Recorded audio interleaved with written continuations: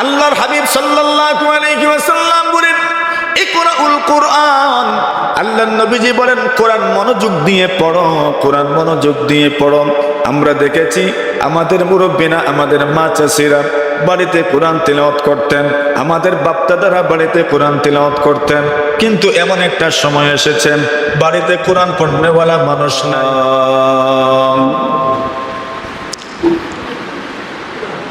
أما بعد فأعوذ بالله من الشيطان الرجيم.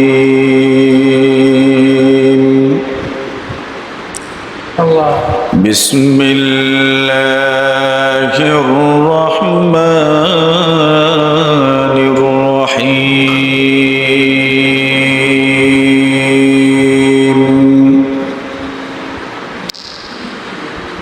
ألف لام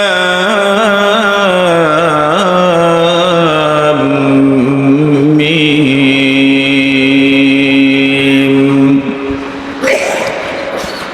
ذلك الكتاب لا ريب فيه هدى للمتقين. وقال رسول الله صلى الله عليه وسلم الماهر بالقرآن مع السفرة الكرام البررة والذي يقرأ القرآن ويتتعتع فيه فله أجران: أجر القراءة وأجر المشقة. آمنت بالله صدق الله مولانا العظيم وصدق رسوله النبي الكريم. ونحن على ذلك لمن الشاهدين والشاكرين والحمد لله رب العالمين. صلى الله على سيدنا ومولانا محمد وعلى آله وأصحابه وسلم. لا إله إلا الله، لا إله إلا الله، لا إله إلا الله، لا إله إلا الله، لا إله إلا الله، لا إله إلا الله.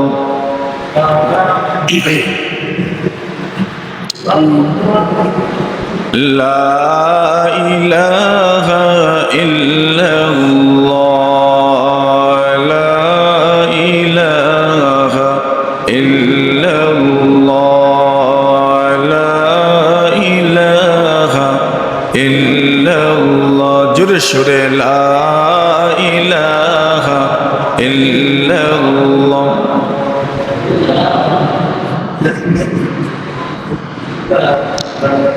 मोमिन जो फिदा नक़श कफ़े पाए नबी हो,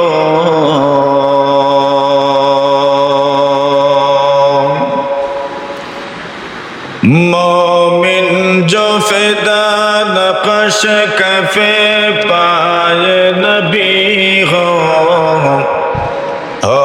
ज़ेर कदम आज भी आलम का खजीना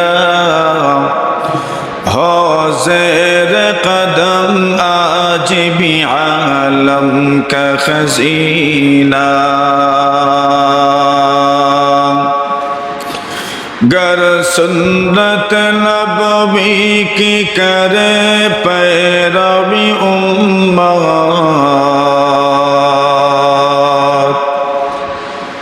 गर सुन्नत नबवी की करे पैरवी उम्मत तो से निकल जाएगा फिर उसका सफीना तोहफा से निकल जाएगा फिर उसका सफीना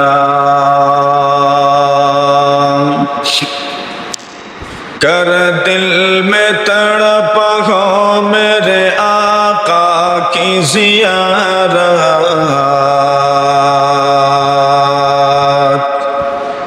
कर दिल में तड़प हो मेरे आका की ज़ियारत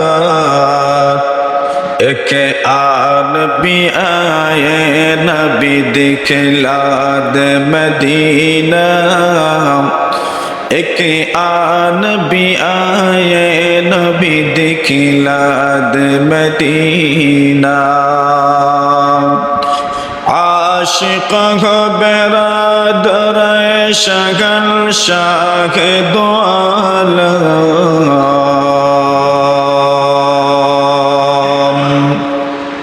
आशिक हो बेरादर शगल शाह दो आलम मिसको से ज़्यादा मुबारक जिसका पसीना मिसको से ज़्यादा मुबारक जिसका पसीना ला इलाहा इल्लल्लाह जुर्शरे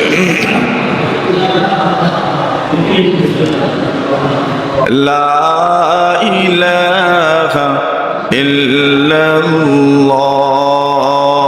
ला इलाहा इल्लल्लाह ला इलाहा इल्लल्लाह मुहम्मदुर रसूलुल्लाह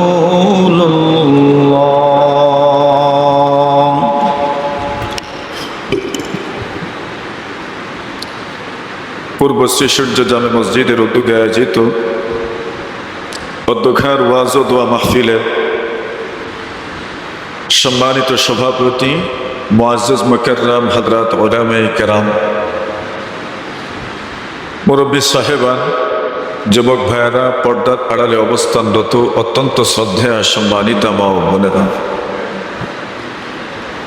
আল্লাহ পাক রব্বুল আলামিনের অসংখ্য অগণিত শুকর যে আল্লাহ তাআলা আজকের এই মোবারক আয়োজনে আপনাকে আমাকে আল্লাহর ঘর মসজিদে বসার তৌফিক দান করেছেন এজন্য আমরা সবাই শুকরিয়া আদায় করছি আলহামদুলিল্লাহ। অনেক গুরুত্বপূর্ণ আলোচনা আমাদের এলাকার কৃতি সন্তান হযরত মাওলানা মুফতি সাজ্জাদুর রহমান কাসিমি হাফিজাহুল্লাহ করেছেন।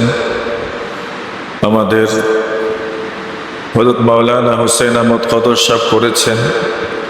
আমাদের ইমাম সাহেবও গুরুত্বপূর্ণ আলোচনা পেশ করেছেন।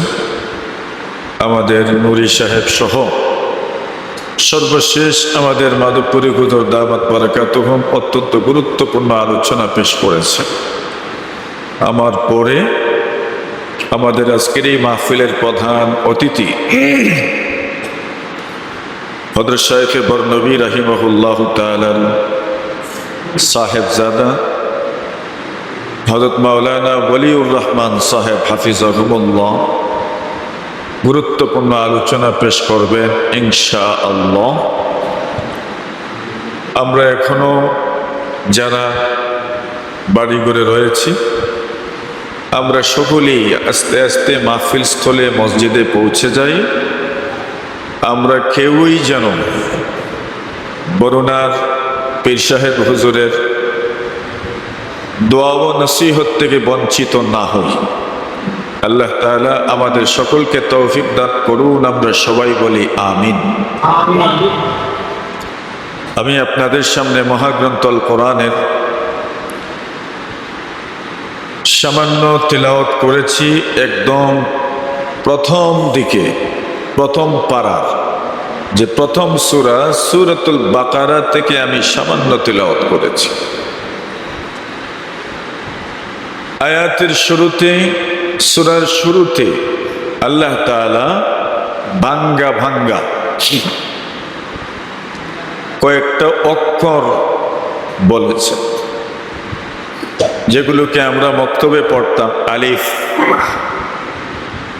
আমাদের কোরআনে মাজিদের প্রথম শব্দ আলিফ। কি? আলিফ। সূরাতুল ফাতিহা আমরা কোরআনের প্রথমে দেখি, কিন্তু ওইটা পারার অন্তর্ভুক্ত না। কোরআনে মাজিদ আমরা যারা তিলাওয়াত করি বা আমরা খুলি, আমরা দেখেছি প্রত্যেক পারার উপরে এক একটা নাম আছে। প্রথম পারাতে দেখবেন আলিফ লাম মিম। দ্বিতীয় পারা দেখবেন সায়াকুল, এটা লেখা। তৃতীয় পারা দেখবেন তিলকার রসুল। এইভাবে এক এক পারার এক এক নাম। 30 নম্বর পারার নাম আমপাড়া। কি পাড়া? আমপাড়া মানে কি? গাছের থেকে আম পাড়া মনে হয়। আমরা ছোটবেলায় তো এটাই বুঝতাম, আমপাড়া মানে কি? গাছের থেকে মনে হয় আম পাড়া। এটা মূলত আম্মা পাড়া। আম্মা পাড়া কেন? এই পাড়ার প্রথম শব্দ হচ্ছে আম্মা। প্রথম শব্দ কি? আম্মা। এই জন্য এটারে আমরা সহজে এখন বলি কি পাড়া? আম্পা। মূলত এই পাড়ার নাম আম্মা পাড়া। মানে কি? বলে এই পাড়ার প্রথম শব্দ বলেন আম্মা। প্রথম শব্দ কি? আম্মা। আম্মা ইয়াতাসাআলুন। এই পারা শুরু হয়েছে সূরা নাবা দিয়ে, আর সূরা নাবার প্রথম শব্দ আম্মা। আম্মা ইয়াতাসাআলুন আনিন নাবাইল আযীম আল্লাযী হুম ফীহি মুখতালিফুন। পারা শুরু হয়েছে। এর আগের পারার নাম তাবারাকাল্লাযী। কি নাম? তাবারাক। 29 নম্বর পারা। কি নাম? তাবারাকাল্লাযী। এই পারা শুরু হয়েছে তাবারাকাল্লাযী সূরা দ্বারা। সূরার নাম সূরাতুল মুলক। আমরা সহজে বুঝি তাবারাকাল্লাযী সূরা। অনেক সূরার নাম তো আমরা জানি না, কিন্তু সূরার প্রথম শব্দ দিয়ে নাম বুঝি। আরাইতাল্লাযী সূরা। কোন সূরা? এই সূরার নাম কি? তা মাউন তো যারা মাদ্রাসায় পড়ে তারা না বুঝে, আর আমরা বাকি সবাই কি বুঝি? আরাইতাল্লাযী সূরা। আলাম তারা কাইফা ফাআলা রাব্বুকা বিআসহাবিল ফিল। আলাম তারা সূরার নাম কি? তা আমরা বুঝি এটা আলাম তারা সূরা। কি তা সূরা? আলাম তারা সূরা। ওয়াইলুল লিকুল্লি হুমাযাতিল লুমাযা। সূরার নাম কি? সূরা হুমাযা। আমরা আর সহজে বুঝি ওয়াইলুল লি সূরা। কোন সূরা? ওয়াইলুল লি সূরা। আচ্ছা, কুল আউযু বিরাব্বিন নাস। এই সূরার নাম কি? তা সূরা নাস। এটা আবার অনেকের মুখস্থ আছে, এরপরেও আমরা অনেকে পারি না। আমরা কই কুল আউযু বিরাব্বিন নাস। আচ্ছা, ইন্না আ'তাইনাকাল কাউসার। বলে এই সূরার নাম কি? বলে ইন্না আতাইনা। এই সূরার নাম কি? ইন্না আতাইনা। অথচ নাম কি? সূরা কাউসার। আমরা সহজে বুঝি, আমরা অতটা বুঝি না। আমরা কিতা বুঝি? ইন্না আতাইনা সূরা, ইন্না আতাইনাকাল কাউসার। আচ্ছা, লিইলাফি কুরাইশ, সূরার নাম কি? আমরা বুঝি না, আমরা বুঝি লিলাফি। কি সূরা? লিলাফি সূরা। লিইলাফি কুরাইশ ইলাফিহিম। বাস এইভাবে ইযা যুলজিলাতিল আরদু জিলজালাহা, সূরাতের নাম সূরাতুল জিলজাল। আমরা বুঝি ইযা যুলজিলাতিস সূরা আল কারিয়া, ওইটা ঠিক আছে। সূরার নাম কি? বলে সূরাতের নাম হইল কারিয়া, আমরা বলি আল কারিয়া সূরা, ঠিক আছে। ওয়াল আদিয়াতি দাবহা, সূরার নাম কি? বলে আদিয়াত, ঠিক আছে, এটার নাম ওই ওয়াল আদি। ওয়াল আদিয়াতি দাবহা, সূরার নাম কি? বলে ওয়াত্তিনি ওয়াজ-যাইতুন ওয়া তুরি সিনিন। বলে এটা কোন সূরা? বলে ওয়াত্তিনি সূরা। বলে ঠিক আছে, এটা ওয়াত্তিনি সূরা। দেখছেন, মানে এক একটা সূরার নাম আছে আর আমরা আরেক নাম বলি, এটা পরিচয়ের জন্য। তো এক এক পারারও এক এক নাম। প্রথম পারার নাম কি? আলিফ লাম মিম। যেই পারার প্রথম শব্দ আসবে এই শব্দ দিয়েই পারার নাম। এখন কোন পারার নাম তো আলহামদুলিল্লাহ নাই। আলহামদুলিল্লাহ নামে কোনো পারাই নাই, অথচ আলহামদুলিল্লাহ সূরা সর্বপ্রথম। কিন্তু পারা শুরু হয় সূরাতুল বাকারা থেকে। আলিফ লাম মিম। আল্লাহ তাআলা শুরু করলেন আলিফ লাম মিম। প্রথমে অক্ষর আসলো আলিফ, 2 নম্বর অক্ষর আসলো লাম, 3 নম্বর অক্ষর আসলো মিম। কোরআনে মাজিদের বিভিন্ন শব্দের মধ্যে যখন আমরা মিম পড়ি তখন মিম পড়ি না, মিমের উচ্চারণ পড়ি আলহাম, হাম। হার পরে মিম আছে, মিম পড়ি না, বরং আলহাম, মিমের উচ্চারণ পড়ি আলহামদুলিল্লাহ।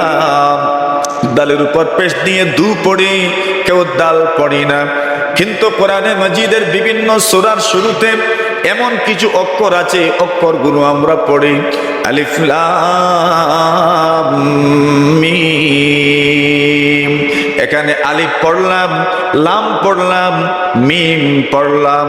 আর একটা সূরা আছে ইয়াসিন, ইয়া পড়লাম, সিন পড়লাম। আর একটা সূরা আছে তাহা, তা পড়লাম, হা পড়লাম। আর একটা সূরা আছে হামিম, হামিম। আরেক সূরা আছে আলিফ লাম রা, আলিফ পড়লাম, লাম পড়লাম, রাও পড়লাম। আরেকটা সূরা আছে আলিফ লাম মিম রা। আরেক সূরার নাম কাফ হা ইয়া আইন সাদ। এইভাবে বিভিন্ন সূরার শুরুতে অক্ষর অক্ষর আমরা পড়ি। উলামায়ে কেরাম বলেন এই অক্ষরগুলো কেন পড়া হয়? আল্লাহ তাআলা বুঝায় দিতে চান ওই অক্ষরগুলোর অর্থ দুনিয়ার কেউ জানে না। যত বড় আলেম হও, যত বড় মুফতি হও, মুহাদ্দিস হও, যত বড় আলেম হও, যত বড় শায়েখ হও, তুমি ওই অক্ষরগুলোর অর্থ বুঝবে না। ওই অক্ষরগুলো দ্বারা আমি আমার নবীর সাথে একটা গোপন কানেকশন রাখি। ওইটা যেন পিনকোডের মতো, পিনকোডে টাকা আসে, সকলে পিনকোড জানে না, যার কাছে আসে উনি ওই জানে। ওই পিনটা যখন আপনি ডায়াল করবেন তখন পিনের মাধ্যমে সবকিছু চলে আসবে। আল্লাহ বলেন আলিফ লাম মিম। ওই অক্ষরগুলো আমি এবং আমার রাসূলের মধ্যখানে একটা পিন নাম্বার। সুবহানাল্লাহ। দেখেন না এখন এটা কত গুরুত্বপূর্ণ একটা বিষয়। আলিফ লাম মিমের অর্থ কি? বলে আলিফ লাম মিমের অর্থ কেউ জানে না। সুবহানাল্লাহ। তো কোরআনে মাজিদের মধ্যে এমন কিছু অক্ষর আছে, এমন কিছু শব্দ আছে যেই সব শব্দের অর্থ জেনে নিলেও এই শব্দগুলোর অর্থ কেউ জানে না।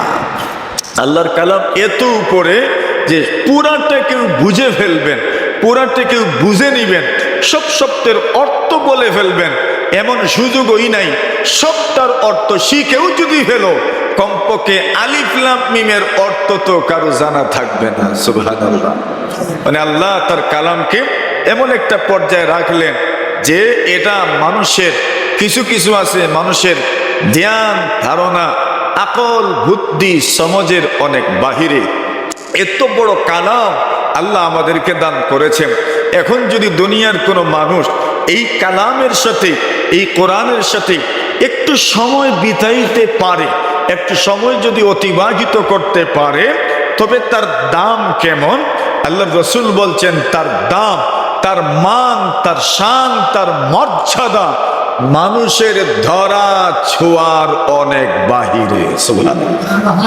মানুষের ধরা ছোঁয়ার অনেক, মানে কেউ ওই পর্যন্ত পৌঁছতে পারবে না।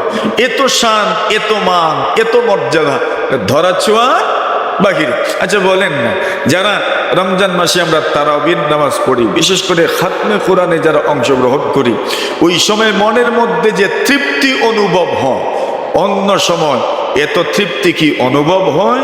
এই সময় একজন হাফিজ যখন তিলাওয়াত করেন, আমাদের কি মনে হয়? সুবহানাল্লাহ, আল্লাহর বান্দা ওইটা মুখস্থ রাখলো কিভাবে, আল্লাহর বান্দা ওইটা পড়েই বা কিভাবে, এটাই তো আমরা মনে করি।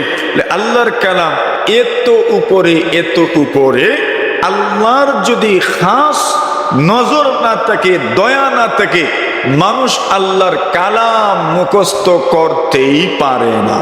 সুবহানাল্লাহ।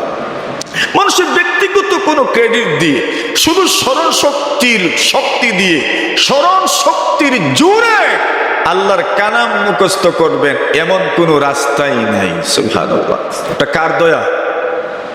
বলেন বলেন বলেন, কার দয়া? বুঝেন নাই মনে হয়। হযরত কাশ্মীরি রহমাতুল্লাহি আলাইহি, আনোয়ার শাহ কাশ্মীরি রহমাতুল্লাহ আলাইহি, আল্লাহর বান্দা কোন কিতাব একবার যদি দেখে ফেলতেন 40 বছর পর্যন্ত ওনার মনে থাকতো। কত বছর? 40 বছর। কোন একটা কিতাব এইভাবে দেখে ফেললে 40 বছর পর্যন্ত ওনার স্মরণ থাকতো, মনে থাকতো। সুবহানাল্লাহ। স্মরণ শক্তি বোঝে না। আমরা তো এমন মানুষ, স্ত্রী যদি কিছু আনার কথা কইন, বাজারে গিয়ে ভুলে যায়। বাড়ির থেকে কিছু আনার কথা কইলে বাজারে গিয়া, বাড়িতে গিয়া কই আর এখন মনে হইছে যে সময় সব আনছেন, ঠিক আছে, একটা আনছেন না, এর আরো হইলে এটা মনে হয়। আপনি এত কিছু নিলেন, এটা কিচ্ছু কইতো না, যেটা আনছেন না ওইটা নিছেন না কোনটা, এটা মনে থাকে। এখন দেখেন আমরার স্মরণ শক্তি আর আনোয়ার শাহ কাশ্মীরি রহমাতুল্লাহ আলাইহির একবার কেউ কিছু দিলে কত বছর মনে থাকতো? আনোয়ার শাহ কাশ্মীরি রহমাতুল্লাহ আলাইহি বলেন, আমি আল্লাহর কালাম মুখস্থ করতে পারি নাই। আল্লাহর কালাম আমি যে মুখস্থ করতে পারি নাই, আল্লাহর কালামের শান, নতুবা আমি যদি কোনো কিছু একবার দেখে নিতে পারতাম 40 বছর পর্যন্ত আমার স্মরণ থাকতো, আমার মনে থাকতো। কিন্তু আল্লাহর কালাম আমি বারবার পড়ি, এরপরে মুখস্থ করতে পারি না। এটা আল্লাহর কালামের শান, আল্লাহর কালামের মান, এই জন্য আমার দ্বারা মুখস্থ হয় না। আল্লাহ রাসূল সাল্লাল্লাহু আলাইহি ওয়াসাল্লাম বলেন, এরপরও যদি আল্লাহর কোনো বান্দা বান্দি আল্লাহর কালাম মুখস্থ করেন, আল্লাহর কালাম পড়েন, রাসূলুল্লাহ সাল্লাল্লাহু আলাইহি ওয়াসাল্লাম বলেন কি পরিমাণ লাভ হবে, কি পরিমাণ লাভ হবে। পয়গম্বর আলাইহিস সালাতু ওয়াসসালাম বলেন, আল্লাহর বান্দা বান্দি এরপরেও আল্লাহর কালাম তিলাওয়াত করার থেকে বিরত থাকে না, প্রতিদিন আল্লাহর কালাম তিলাওয়াত করতে চায়, কিছু না হইলেও তিলাওয়াত করে। রাসূলুল্লাহ সাল্লাল্লাহু আলাইহি ওয়াসাল্লাম বলেন, যারা আল্লাহর কালাম তিলাওয়াত করে কি দাম, কি দাম। রাসূল বলেন, আল বাহিরু বিল কুরআন মা সাফারাতিল কিরামিল বারারা। আল্লাহর কোন বান্দা বান্দি যদি সুন্দর করে কোরআন তিলাওয়াত করতে পারেন, যেমন হাফিজে কোরআন যারা সুন্দর করে কোরআন তিলাওয়াত করতে পারেন, যারা কেরাত প্রশিক্ষণে পড়েন এরাও সুন্দর করে কোরআন তিলাওয়াত করতে পারেন, যারা মাদ্রাসায় পড়েন এরাও কোরআনে মাজিদ সুন্দর করে তিলাওয়াত করতে পারেন। মাদ্রাসায় পড়েন নাই কিন্তু রমজান মাসে আল্লাহর কালামের প্রশিক্ষণ নিলেন, সুন্দর তিলাওয়াতের প্রশিক্ষণ নিলেন, এরাও সুন্দর করে কোরআন তিলাওয়াত করতে পারেন। রাসূলুল্লাহ সাল্লাল্লাহু আলাইহি ওয়াসাল্লাম বলেন, যারা সুন্দর করেন দক্ষতার সাথে খুব দ্রুত গতিতে যখন কোরআন তিলাওয়াত করতে পারেন, এদের শান কেমন, এদের মান কেমন। আল্লাহ রাসূল বলেন, সাফারাতিল কিরামিল বারারা, আল্লাহর সম্মানিত ফেরেশতারা যারা, এদের যেমন শান এবং মান, সুন্দর করে যারা কোরআন তিলাওয়াত করতে পারেন এদের শান এবং মান আল্লাহর সম্মানিত ফেরেশতাদের মতো আল্লাহ তাআলা বাড়ায়া দেন। সুবহানাল্লাহ। এইবার প্রশ্ন জাগে, আমার মতো আপনার মতো কত মানুষ এই দুনিয়া আছে, এই দুনিয়াতে আছে যারা সুন্দর করে দক্ষতার সাথে দ্রুততার সাথে আল্লাহর কালাম তিলাওয়াত করতে পারে না, মধ্যখানে আটকে যায়, একবার তিলাওয়াত করেই তো আটকে যায়, একটা শব্দ তিলাওয়াত করার পরে আরেকটা শব্দ তার মুখ দিয়ে বের হয় না, একটা আয়াতের পরে আরেকটা আয়াত এত দ্রুত তার জবানে আসে না, একটা শব্দের পরে আরেকটা শব্দ ঠিক করে জবানে আনতে হয়, এত সহজে তার জবানে ওই আয়াতটা আসে না। নবীজি সাল্লাল্লাহু আলাইহি ওয়াসাল্লাম বলেন, ওয়াল্লাযী ইয়াকরাউল কুরআন ওয়া ইয়াতাতাউ ফীহি, আল্লাহর যে বান্দা বান্দি কোরআন তিলাওয়াত করে এবং কষ্ট করে কোরআন তিলাওয়াত করে, রাসূলুল্লাহ সাল্লাল্লাহু আলাইহি ওয়াসাল্লাম বলেন, ফালাহু আজরান, এদেরকে ডাবল সওয়াব দেওয়া হয়, ডাবল সওয়াব দেওয়া হয়, ডাবল সওয়াব দেওয়া হয়। আমার আপনার মতো মুরব্বী যারা সুন্দর করে কোরআন তিলাওয়াত করতে পারি না, মধ্যখানে আটকে যায়, একটা শব্দের পরে আরেকটা শব্দ এত দ্রুত আসে না, রাসূলুল্লাহ সাল্লাল্লাহু আলাইহি ওয়াসাল্লাম বলেন, এদের মান, এদের সম্মান, এদের সওয়াব, এদের মর্যাদা কেমন। ফালাহু আজরান, আল্লাহ তাদেরকে ডাবল সওয়াব দেন, ডাবল সওয়াব দেন, ডাবল সওয়াব দেন।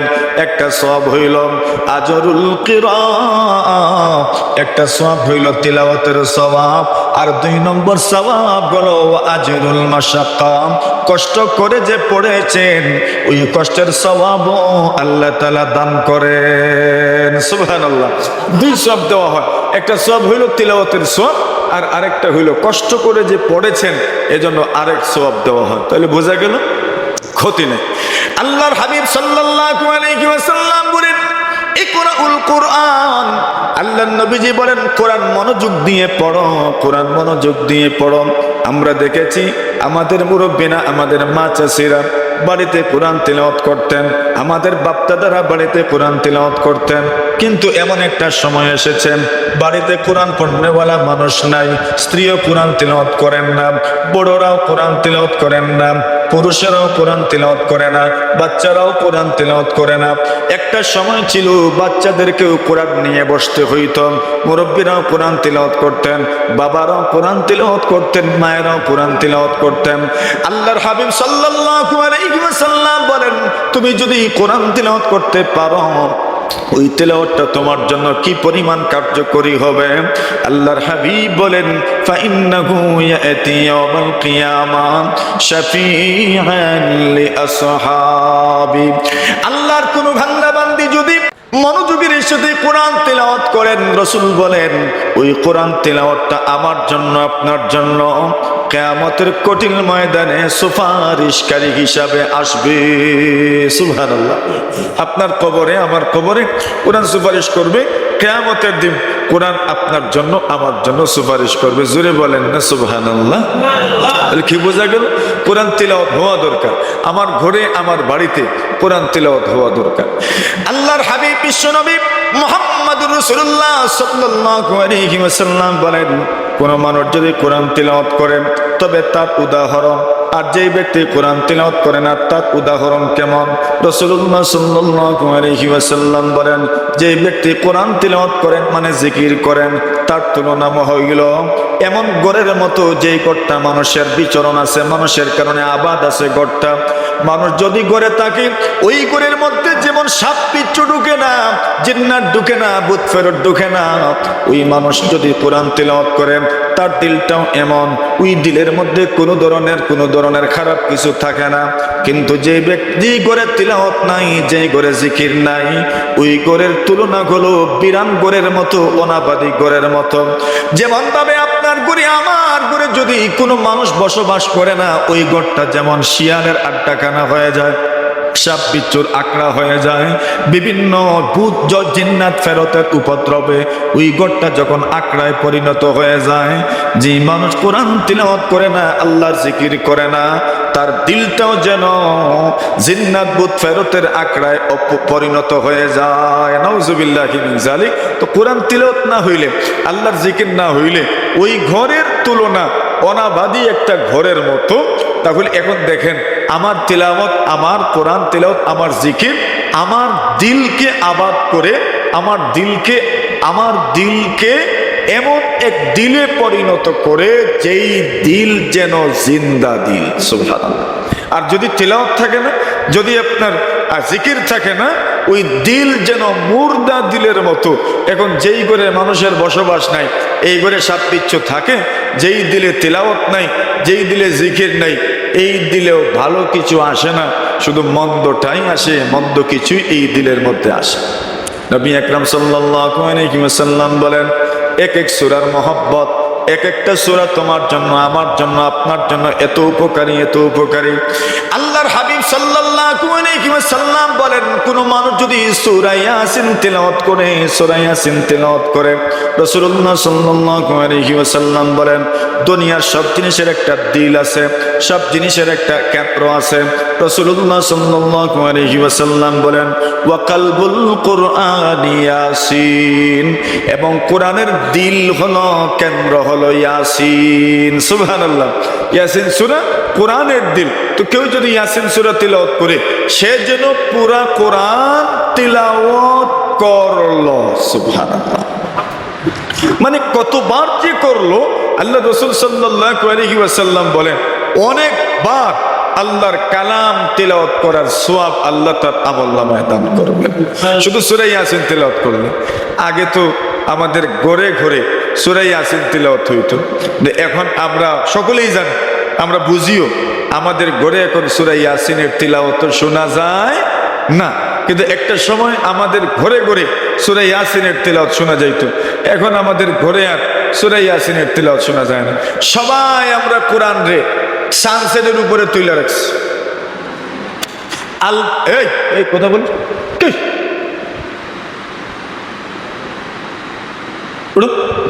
ওদিকে ওখানে আস, আমার খান্দার দিয়ে নেয় এদেরকে আলাদা করেন। তুমি নাও, ওই নাও,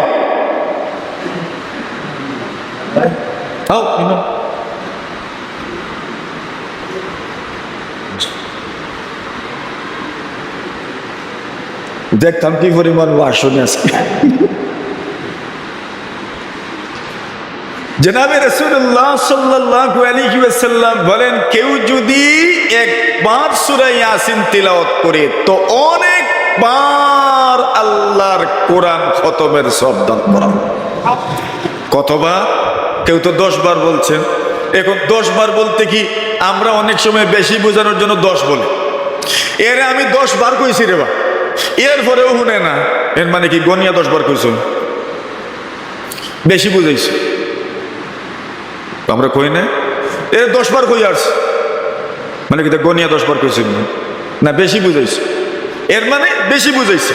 রাসূল আকরাম সাল্লাল্লাহু আলাইহি ওয়াসাল্লাম বলেন, কোন মানুষ যদি আল্লাহর কালাম তেলাওয়াত করেন, আল্লাহর কালামের তেলাওয়াত, আল্লাহর হাবিব সাল্লাল্লাহু আলাইহি ওয়াসাল্লাম বলেন, আল্লাহর কোন বান্দা বান্দি যদি সূরা ইখলাস তেলাওয়াত করেন, কুল হুয়াল্লাহ শরীফ যদি কেউ তেলাওয়াত করেন, রাসূলুল্লাহ সাল্লাল্লাহু আলাইহি ওয়াসাল্লাম বলেন, এক কুল হুয়াল্লাহ তেলাওয়াত করার কারণে আল্লাহ পাক কোরআনে মাজিদের 3 ভাগের 1 ভাগ তিলাওয়াত করার সওয়াব দান করেন। সুবহানাল্লাহ। আচ্ছা এখন বলেন, সূরা ইখলাস আমরা কার মুখস্থ নাই? কুল হুয়াল্লাহ সূরা আমরা কার মুখস্থ নাই? আল্লাহর হাবিব বিশ্ব নবী মুহাম্মদুর রাসূলুল্লাহ সাল্লাল্লাহু আলাইহি ওয়াসাল্লাম বলেন, কোরআনে মাজিদ যদি কোনো মানুষ তিলাওয়াত করে, একবার সূরা ইখলাস তিলাওয়াত করলো, আল্লাহ রাসূল বলেন পুরা কোরআনে মাজিদের 3 ভাগের 1 ভাগ তিলাওয়াতের সওয়াব দেওয়া হয়। কেউ যদি 3 বার তিলাওয়াত করে, পুরা 1 খতম কোরআনের সওয়াব দান করা হয়। সুবহানাল্লাহ। আল্লাহর হাবিব বলেন, কে আছো তোমাদের মধ্যে রাত্রিবেলা কোরআনে মাজিদ একবার খতম করে ঘুমাইবা? আল্লাহর নবীজির সাহাবায়ে কেরাম বলেন, ইয়া রাসূলুল্লাহ, ইয়া হাবিবাল্লাহ, একবার পুরা কোরআন খতম করে কেমনে ঘুমাবো? রাত্রিবেলা তো কেউ পুরা কোরআন একবার খতম করতে পারবে না। আল্লাহ রাসূল সাল্লাল্লাহু আলাইহি ওয়াসাল্লাম বলেন, কোন মানুষ যদি 3 বার সূরা ইখলাস তিলাওয়াত করে ঘুমায়, আল্লাহ তাআলা তার আমলনামায় কোরআনে মাজিদ একবার খতম করে ঘুমানোর সওয়াব দিবেন। সুবহানাল্লাহ। এটা কঠিন নি? আমরা লাগি মাতুম নি, কঠিন নি। ওয়াজ তো শুনি, এর উপরে তো আমল করি না।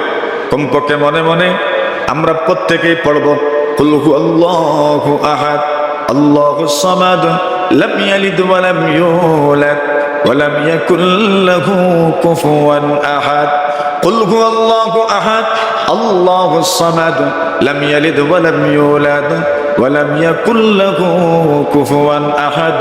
কুল হুয়াল্লাহু আহাদ আল্লাহুস সামাদ লাম ইয়ালিদ ওয়া লাম ইউলাদ ওয়া লাম ইয়াকুল লাহু কুফুয়ান আহাদ। আমি এত ভাগ্যবান, আমি এত ভাগ্যবান। আল্লাহ রাসূল বলেন, 1 খতম কোরআনের সওয়াব আমার আমলনামায় দেওয়া হবে। সুবহানাল্লাহ। এটা আমার জন্য কত বড় একটা ভাগ্যের ব্যাপার যে একবার কোরআন খতম করার সওয়াব মিলে যায় সূরা ইখলাস মাত্র 3 বার তিলাওয়াত করার কারণে। আল্লাহর হাবিব মুহাম্মদুর রাসূলুল্লাহ সাল্লাল্লাহু আলাইহি ওয়াসাল্লাম বলেন, এক সাহাবী সব নামাজে সূরা ইখলাস তিলাওয়াত করেন। আচ্ছা, সব নামাজে যদি আপনার আর ইমাম সাহেব, আমরার ইমাম সাহেব যদি সব নামাজে সূরা ইখলাস তিলাওয়াত করেন, ইমামতি থাকবো না? বুঝুন না কইবা কি জাতি ইমাম আনছরে বা এন খালি কুল হুয়াল্লাহ শুনবে।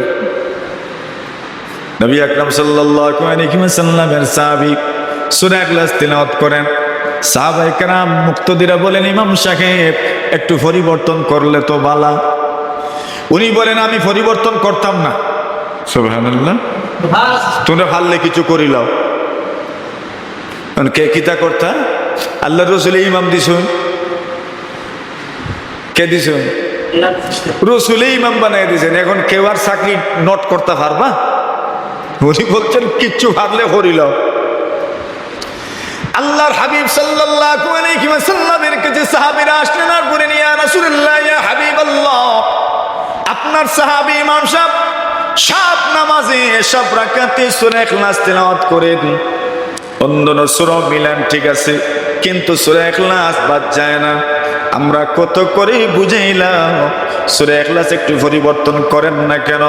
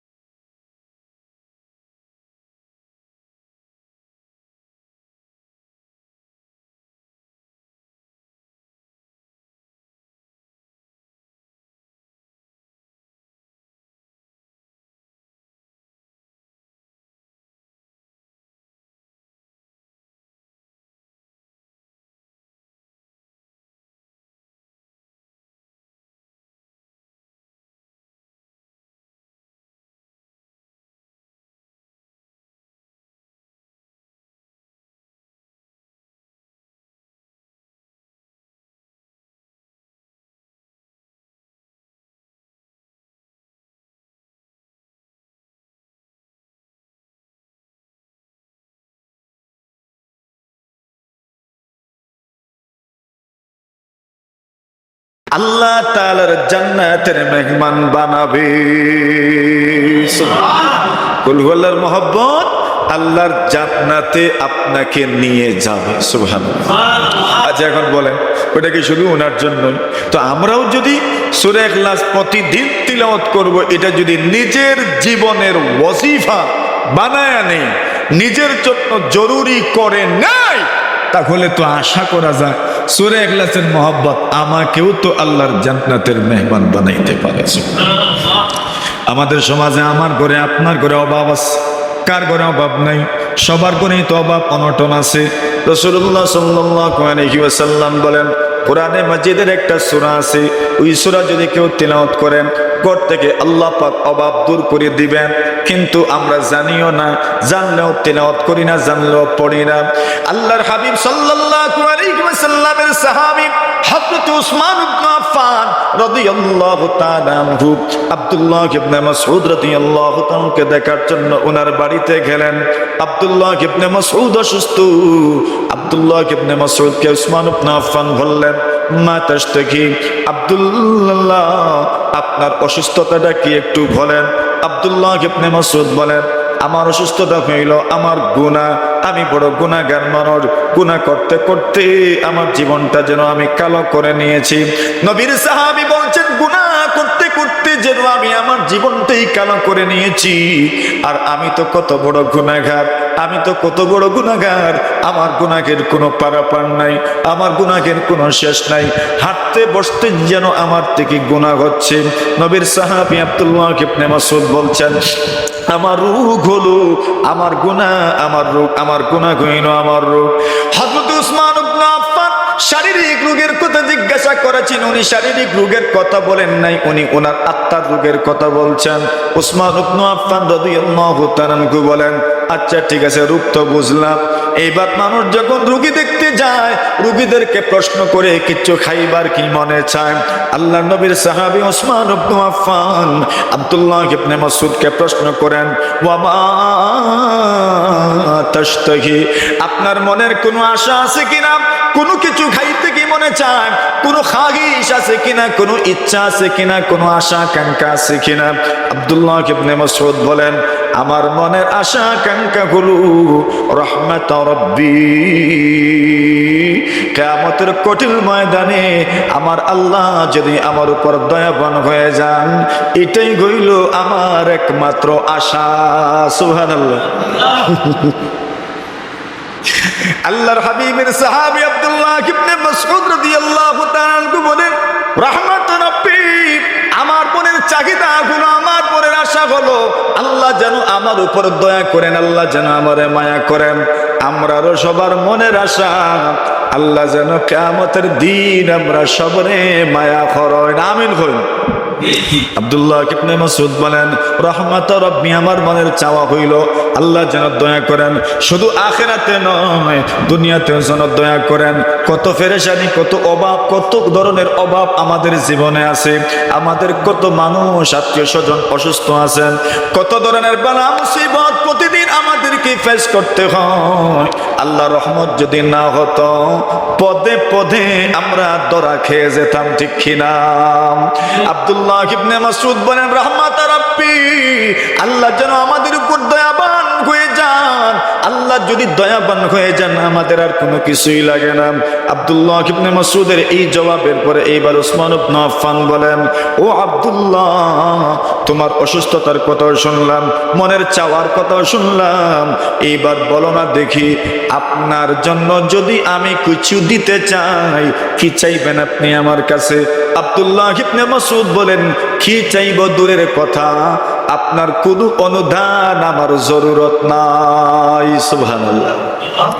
উসমান রাদিয়াল্লাহু তাআলা বলেন, তোমার প্রয়োজন নাই, ঠিক আছে বুঝলাম, কিন্তু তুমি যখন মারা যাবে তোমার মেয়েদের তো প্রয়োজন হতে পারে, কেন এদের তো কিছুই নাই। আব্দুল্লাহ ইবনে মাসউদ বলেন, আমি যদি মারাও যাই, মারা তো যাব কোনো সন্দেহ নাই, আমি মারা যাওয়ার পরে আমার মেয়েদেরও কোনো ধরনের অনুদানের প্রয়োজন নাই। সুবহানাল্লাহ। আচ্ছা, নিজেরটা তো কনফিডেন্সের সাথে বলা যায়, কিন্তু আমার পরে আমার মেয়েদেরও কোনো প্রয়োজন হবে না, এত কনফিডেন্স নিয়ে কেমনে বলেন? এত আত্মবিশ্বাস নেই, আব্দুল্লাহ ইবনে মাসউদ রাদিয়াল্লাহু তাআলা আনহু বলেন, আমার কোনো প্রয়োজন নাই, আমার মেয়েদেরও কোনো প্রয়োজন নাই। উসমান ইবনে আফফান বলেন, আপনার মেয়েদের কেন প্রয়োজন নাই?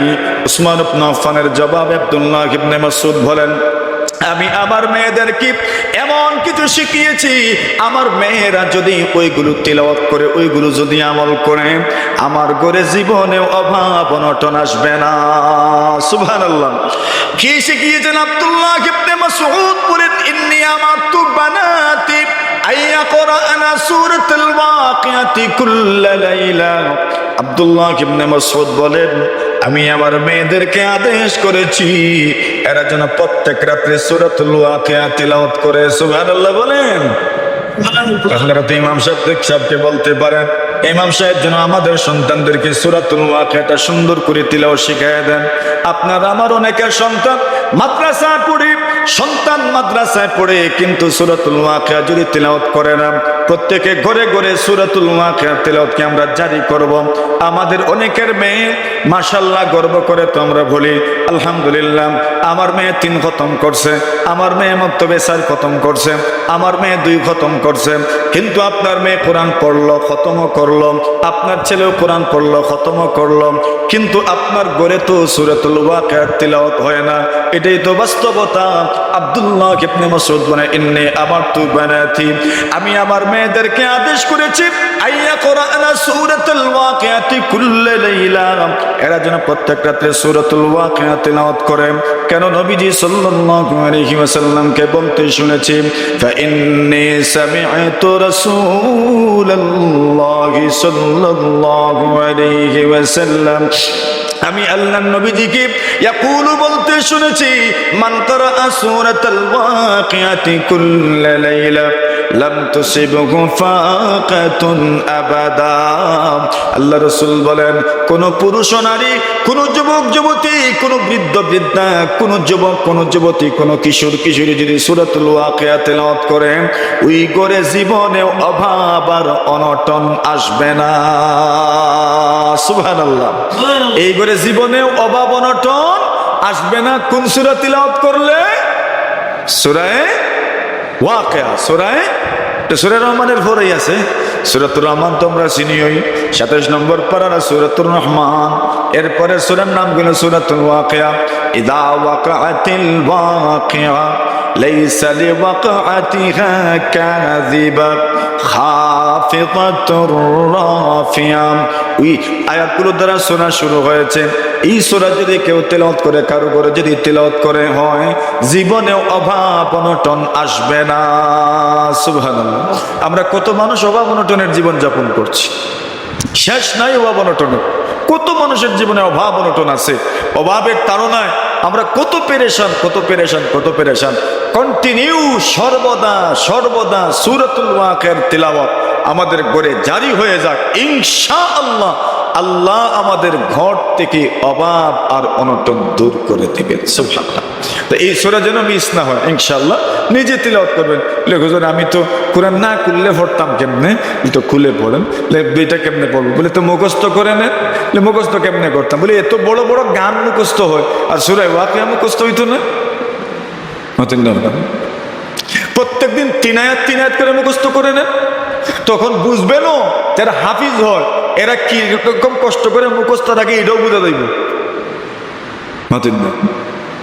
সূরা ওয়াকিয়া কমপক্ষে 3 আয়াত, 4 আয়াত, 5 আয়াত করে এক দিন মুখস্থ করে নেন। সূরা মুলক, কেউ যদি সূরা মুলক তিলাওয়াত করে প্রত্যেক দিন, আল্লাহ রাসূল বলছেন কবরের আযাব থেকে আল্লাহ তাকে হেফাজত করবেন। মাত্র 30 আয়াত, মাত্র কত আয়াত? কত? 30 আয়াত মাত্র। তো 30 আয়াত যদি হয় 5 34, প্রত্যেকদিন 5 আয়াত করে মুখস্থ করলে 6 দিনে শেষ। এরপরে মুখস্থ রাখতে পারেন কিনা ওইটা কিছু অনুমান করতে পারবে। তো প্রতিদিন যদি তিলাওয়াত করেন তো মুখস্থ থাকবে ইনশাআল্লাহ। এর মানে হলো, যদি কেউ কোরআনকে নিজের জীবনে অনেক রোগের চিকিৎসা হিসাবে মেনে নেয়, ইনশাআল্লাহ আল্লাহ তাআলা তাকে কোরআনের তিলাওয়াতের মাধ্যমে অনেক রোগ থেকে আল্লাহ হেফাজত করবে।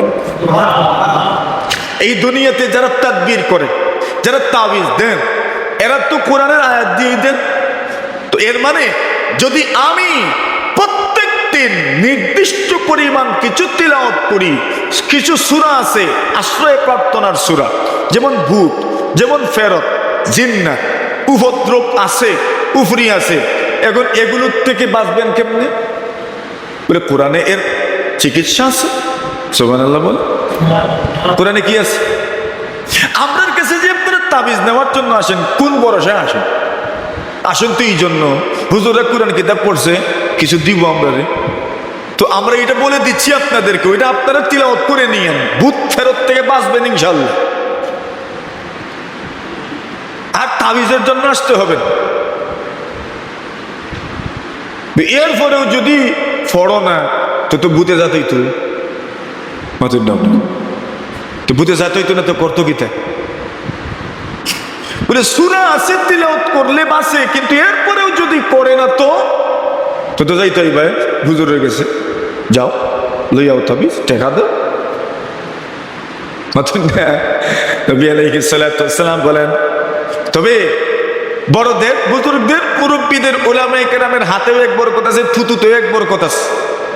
কিন্তু আপনি যদি কন্টিনিউ করেন, রাসূল বলেন, কোন মানুষ যদি সকালবেলা সূরা ইখলাস 3 বার, সকালবেলা সূরা নাস 3 বার, সূরা ফালাক 3 বার, কুল আউযু বিরাব্বিল ফালাক, কুল আউযু বিরাব্বিন নাস, কুল হুয়াল্লাহু আহাদ, এক একটা সূরা 3 বার করে 9 বার তিলাওয়াত করলেন। সন্ধ্যার পরে আবার ওই সূরাগুলো 3 বার করে 9 বার আপনি তিলাওয়াত করলেন। আল্লাহ রাসূল বলেন, কোন ধরনের ভূত ফেরত আপনার ঘরে আসবে না। সুবহানাল্লাহ। পারবো নি ইনশাআল্লাহ। এখন আরেক সমস্যা আছে।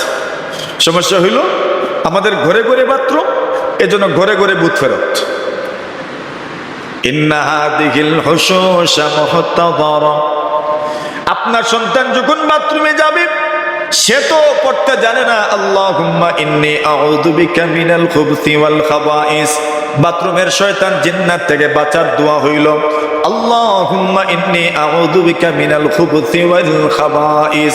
খুবস আর খাবিস, এটা খবিস যে আমরা কই খবিস হই, কিটা খবিস বুঝি তো? আরে খবিস বুঝিনি আমরা গালি দেই না অনেক মানুষের, খবিস, ওইটা খবিস। আল্লাহুম্মা ইন্নী আউযু বিকা মিনাল খুবসি ওয়াল খাবাইস। কোন বর্ণনায় খবিস শব্দ এসেছে, আল্লাহ রাসূল বলছেন, আল্লাহ আপনার কাছে আশ্রয় চাই শয়তান, জিন্নাত, ভূত ফেরত, পুরুষ ও নারী, জিন্নাত, ভূত ফেরত থেকে আপনার কাছে আমরা ফানা চাই। সুবহানাল্লাহ। ওটা কোন জায়গায় ঢোকার দোয়া? এটা মনে থাকেনি সময়, ঢুকতে আছে। তো ভূতে ধরতো না, কিতায় ধরতো? এজন্য ঢুকার সময় কি পড়বো? আল্লাহর হাবিব বলে, সাতরুমা বাইনা আয়ুনিল জিন্নি ওয়াল ইনস, সাতরুমা বাইনা আয়ুনিল জিন্নি ওয়া আওরাতি বানি আদম। আল্লাহ রাসূল বলেন, বাথরুমে তো শয়তান, আপনার বাথরুমেও তো শয়তানের অভাব নাই, আমার ঘরের বাথরুমেও শয়তান জিন্নাতের অভাব নাই, আপনার ঘরের বাথরুমেও শয়তান জিন্নাতের অভাব নাই। রাসূল বলেন, আপনি যখন দোয়া পড়ে ঢুকবেন না, আপনার লজ্জাস্থান শয়তান জিন্নাতরা দেখে, খেলাধুলা করে। রাসূল বলেন, শয়তান জিন্নাত থেকে যদি নিজের লজ্জাস্থানকে বাঁচাইতে চাও, রাসূল বলেন, তবে বাথরুমে ঢোকার সময় পড়বা আল্লাহুম্মা ইন্নী আউযু বিকা মিনাল খুবসি ওয়াল খাবাইস। মুখস্থ আসেনি আমরা? নতুন করে মুখস্থ করে নেই আবার। আল্লাহুম্মা ইন্নী আউযু বিকা মিনাল খুবসি ওয়াল খাবাইস। রাসূল বলেন, এই দোয়া পড়ে যদি ঢুকতে পারেন বাথরুমের শয়তান জিন্নাত থেকে, আল্লাহ আপনাকে হেফাজত করবেন। সুবহানাল্লাহ।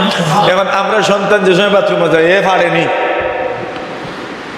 এখন আমরা হই আগর হুরুতাইন বড় নিরাই ঝিরে আসলে, এখন হুরুতাইন যে উচন্ট কই না নিয়ম কিতের লাগে উচন্ট, এর গরও তো শয়তান, মানে এর ঢুকের ও তো শয়তানের দরের থাকে, উচন্ট মানা করে। এর লাগে আমরা অভিভাবক যারা এর লাগে উচিত হইল, এরা বাথরুমে ঢুকের সময় বাম পাও দিয়ে ঢুকানি আর নিজের দোয়া পড়া, আল্লাহুম্মা ইন্নী আউযু বিকা মিনাল খুবসি ওয়াল খাবাইস। যদি পড়ে ইনশাআল্লাহ নিজের সন্তান শয়তান জিন্নাতের উপদ্রব থেকে বাঁচবে ইনশাআল্লাহ। আমরা সূরা ইয়াসিন তিলাওয়াত করব, সূরা ওয়াকিয়া তিলাওয়াত করব। আরেকটা আয়াত আছে যেটাকে আয়াতুল কুরসি বলা হয়। রাসূলুল্লাহ সাল্লাল্লাহু আলাইহি ওয়াসাল্লাম বলেন, যেই গরিব আয়াতুল কুরসি তিলাওয়াত করা হয়, আল্লাহ রাসূল সাল্লাল্লাহু আলাইহি ওয়াসাল্লাম বলেন, আল্লাহ তাআলার পক্ষ থেকে সারা রাত ব্যাপী একজন জিম্মাদার দারওয়ান আল্লাহ তাআলা নিয়োগ দিয়ে দেন। সুবহানাল্লাহ। ঘরের হেফাজতের জন্য আল্লাহ পাক এক দারওয়ান নিয়োগ দেন। ঘুমানোর সময় আয়াতুল কুরসি তিলাওয়াত করব ইনশাআল্লাহ। আয়াতুল কুরসি কোনটা? আল্লাহু লা ইলাহা ইল্লা হুয়াল হাইয়ুল কাইয়্যুম লা তাখুযুহু সিনাতুন ওয়ালা নাওম লাহু মা ফিস সামাওয়াতি ওয়া মা ফিল আরদ মান যাল্লাযী ইয়াশফাউ ইনদা ইল্লা বিইذনিহি ইয়ালামু মা বাইনা আইদিহিম ওয়া মা খালফাহুম ওয়া লা ইউহীতুনা